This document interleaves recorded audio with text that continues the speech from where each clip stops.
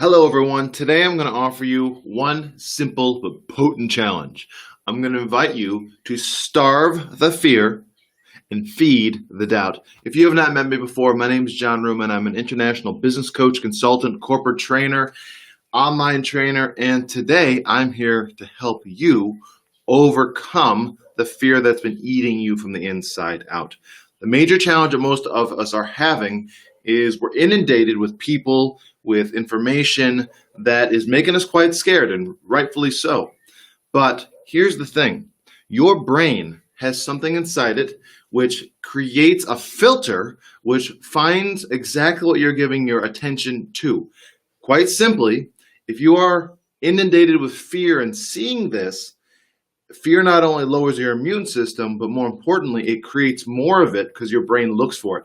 Quick example, you ever see a scary movie? This like, ooh, scary movie. And then your house suddenly makes noise. Is your house always creaking? Yeah. Are there always weird noises happening? Yeah. Are your ears and brain alert to them? No, because you're having a conversation with your loved one or you're doing whatever makes you happy. The point is, when you're living in fear, your brain will maximize the antennae that look for the fear and the things that cause the fear. Okay? It's a choice. I would encourage you to be aware of situations and situations that could potentially be dangerous, but don't live there.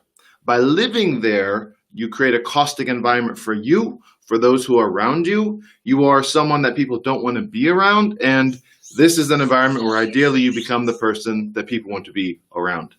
Here's my challenge to you. Hope. Hope is something you can embrace. Hope is something you can look for. It's the light at the end of the tunnel. So presently, this is being recorded on the 24th of April in 2020. The world is still very much in a police state kind of, home lockdown kind of situation. But that being said, things are opening up, but also news is coming out saying, please don't do this. And the point is, who knows what's right or wrong, but we're in that in-between state. We don't know what's happening, right? We don't know if it's the 30th, everything starts opening up. We don't know if it's June. We don't know. The reason I bring this up is there are things happening which are positive, which are moving things forward in the direction people want. You may not see in the mainstream, but they're out there and they're actually everywhere. The challenge is whether or not you realize it. Most of the media has a simple job, and that is to drive fear in the populace. I know this sounds insane. John's crazy. Call me the crazy man, okay? But they rarely find hope. So, for example, I'll give you an example. There's about 40 trials happening right now on the COVID-19 virus.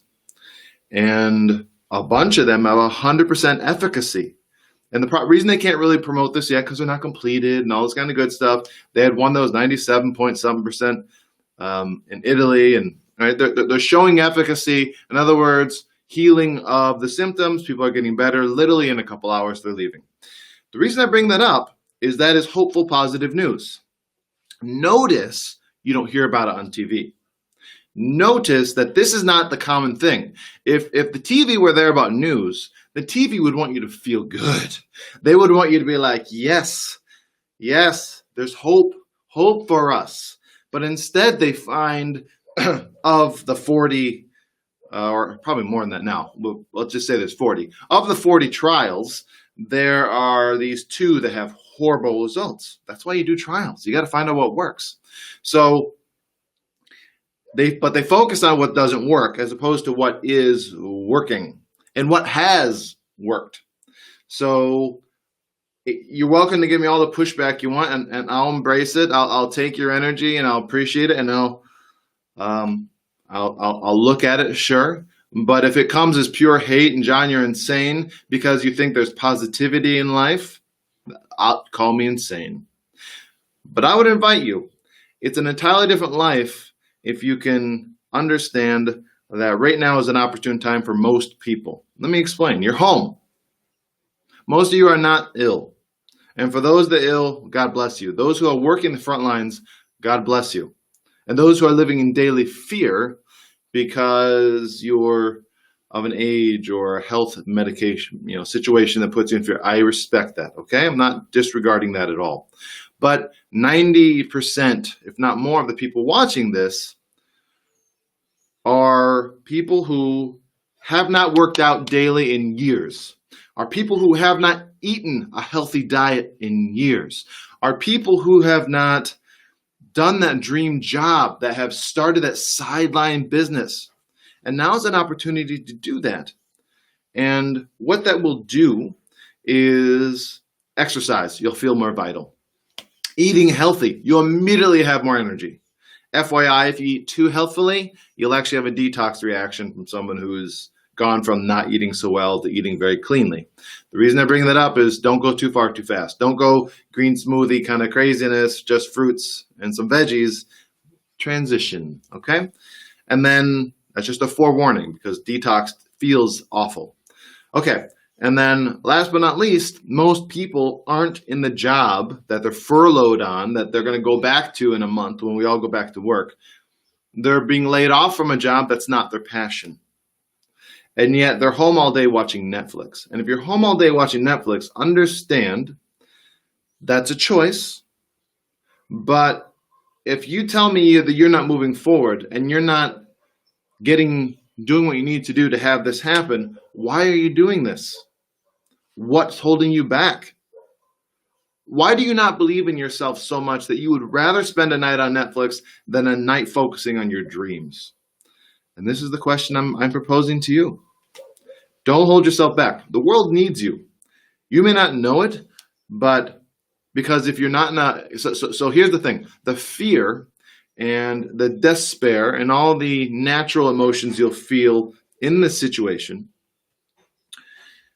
again, totally natural. I'm not disrespecting or disregarding them at all, but you can get out of them and then you can become the light of hope. And when you're in that emotional state of even hope, not like joy and bliss, I'm not saying you can't get that, but let's just say hopeful, okay? When you're in the emotion of hope, you'll act differently.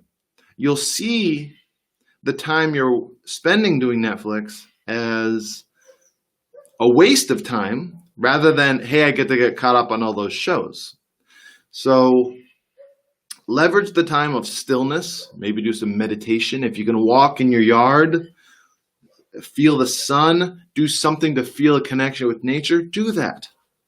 How often do you get to connect with nature? And some people in the world can't even leave their house. Some people don't have yards. Some people are allowed to go for walks every day. Some people are allowed to go wherever they want every day, just certain levels of this, house arrest depending on what country you're in or location or state if you're in the US. Just understand you have an opportunity of some sort to make yourself feel better. It's a choice. And again, this is not a disrespect or disregard to especially those who are on the front line. I have many loved ones, friends, family who are inundated with this situation. And to the degree, I have people who were nurses who are broke because they don't have jobs, counterintuitive, but because they're not treating anything but COVID right now, hospitals are on the brink of going bankrupt. Counterintuitive, but true. And then they've been now like, we need to start taking patients in again. So it's this weird conundrum. All these people are being laid off. Certain people are super busy in the hospitals. It's just weird. So hopefully that shifts soon. But the reason I bring it up is those people live it and legitimately are exposed to it daily. And then they're also worried about maybe getting it from this person, taking it home, or not even getting it, but getting it on them and then giving it to the next person. That's a legit thing too, because they're in it. So not disrespecting that, understand that. But if you live in hope or move in the direction emotionally to feel hope, you'll do the things you're meant to be doing. Fear stops you. You're like, when you're really depressed and all that, fear is just a similar thing to almost like a depressionary state. People don't get out of bed. You want to get out of bed. You want to move.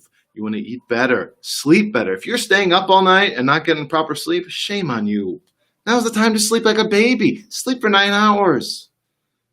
Okay? But do the things you're meant to do. The world needs you.